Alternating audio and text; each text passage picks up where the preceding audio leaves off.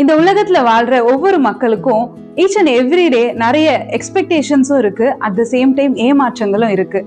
நம்ம சுற்றி இருக்கிற மக்களை நேசிக்கிறோம், அவர்களிடத்துல அன்பை கொடுக்கிறோம், அதே போல அவர்களும் நம்மள நேசிக்கணும், நமக்காக இதை செய்யணும்னு சொல்லி நாம எதிர்பார்க்கிறோம். நாம் எதிர்பார்க்கிற காரியங்கள் நமக்கு நடக்காத போது அதனால நமக்கு ஏமாற்றம் அடைந்து நாம சோர்ந்து போயிடுறோம். இந்த உலகத்துல வாழ்ற எல்லா மக்களையும் நேசிக்கிற ஒரு ஆண்டவர் இருக்கிறாரு. அவர் தான் ஆண்டவராகிய இயேசு கிறிஸ்து. அவர் நம்மளுடைய பாவத்தின் விளைவா நமக்கு கிடைக்க வேண்டிய தண்டனையை அவர் மீது ஏற்றுக்கொண்டு நமக்காக சிலுவையில உயிரை கொடுத்திருக்கிறார். அந்த இயேசு கிறிஸ்துவின் அன்பை புரிந்து கொண்டு அவரை உள்ளத்துல ஏற்றுக்கொள்ற ஒவ்வொருத்தருக்கும் அந்த அன்பு பரிபூரணமானதா அவங்களுக்குள்ள வரும்.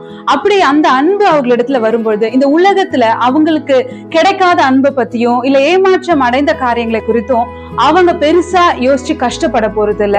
இயேசுவின் அன்பே மேலானது, அதுவே போதுமானதுன்னு ஒரு திருப்தியான நிலைமைக்கு அவங்க நடத்தப்படுவாங்க.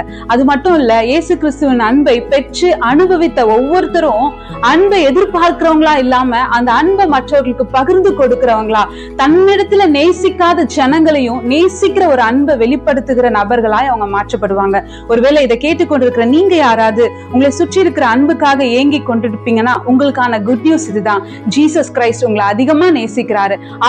அவர் உங்களுக்காக தான் ரத்தம் சிந்தினார், அவர் உங்களுக்காக தான் மரித்தார்ன்றதை நீங்க ஏற்றுக்கொள்ளும் பொழுது அந்த அன்பு உங்களிடத்திலும் கடந்து வரும்.